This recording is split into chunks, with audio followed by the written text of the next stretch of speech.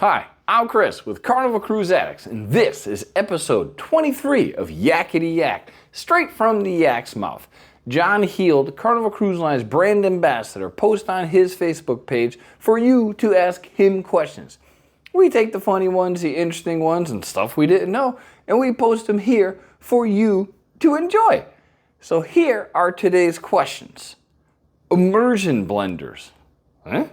Chairs package and have to go to the bar to get soda? Very tired, web-footed animals. Half Moon Cay. Is there a dock? And birth certificates? Do we need them?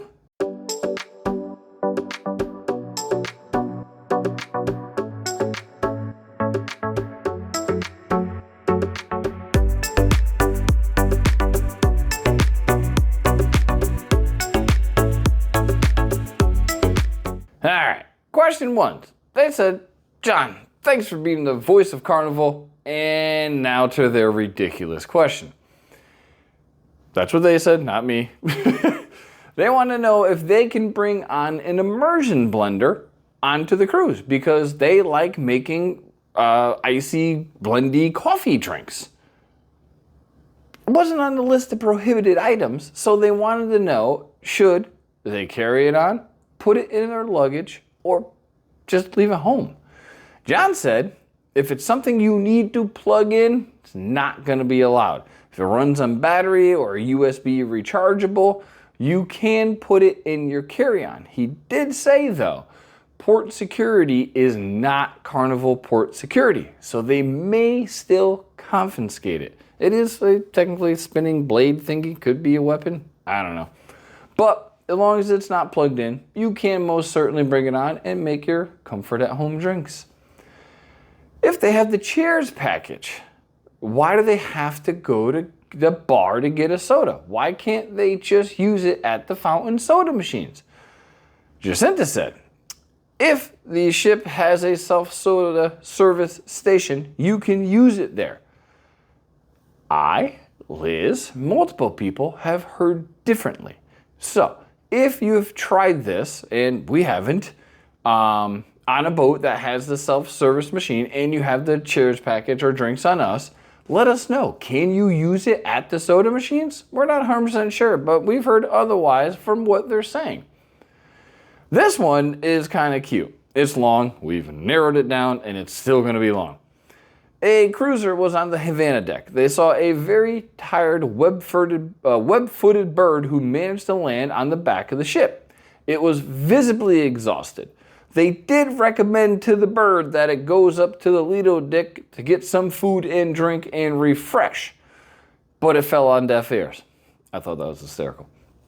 They did say they saw multiple crew members finally wrangle the animal and gently take it off the deck, like it was a threat to guests or something, but they said they did it very nicely. John said he was going to make a joke about this, but he didn't want to get attacked by PETA. So he did say there is a special crew member on every single cruise ship that is well trained in taking care of this, because he says it happens on virtually every cruise, if not multiple times.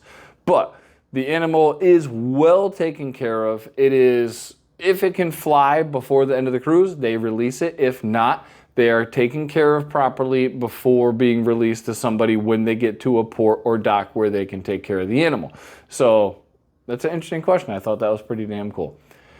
Half Moon Cay, the private island in the Bahamas. Will they be building a dock so you don't have to tender or water taxi or whatever the hell they're calling it these days? That annoying little boat you have to get on to get off the boat, to get to the island, to get back on a boat, to get back on the boat.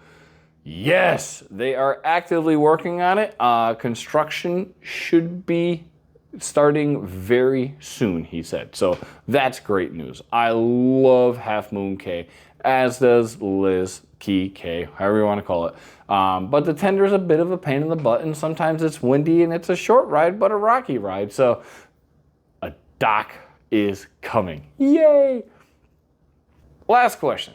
Will Carnival no longer be accepting birth certificates next year? The answer is Yes, they will.